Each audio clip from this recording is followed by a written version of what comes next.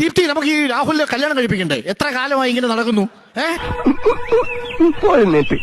എന്തോ പോലെ രാഹുൽ ഗാന്ധിയുടെ വിവാഹത്തിന് ശേഷം കഴിക്കാൻ തീരുമാനിച്ചേക്കാം. ഓ, അപ്പൊ അതിനൊരു തീരുമാനമായി.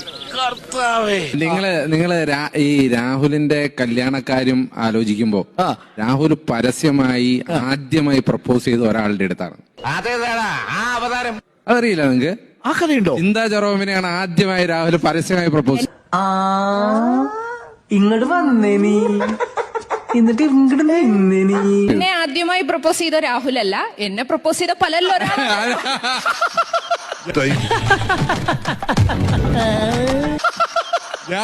ഞാൻ പറഞ്ഞത് രാഹുൽ ആദ്യമായി പരസ്യമായി പ്രപ്പോസ് ചെയ്തത് ചിന്താ ജെറോമിനെയാണല്ലോ. അതിൽ ഞാൻ ഇന്ന് ഖേദിക്കുന്നു. ഇതിനകത്ത് ഈ ട്രോളിന്റെ വലിയ വിക്ടിം ട്രോളൊന്നുമല്ല, രാഹുൽ സീരിയസ് ആയിരുന്നു. ശരിക്കും എന്റെ എല്ലാം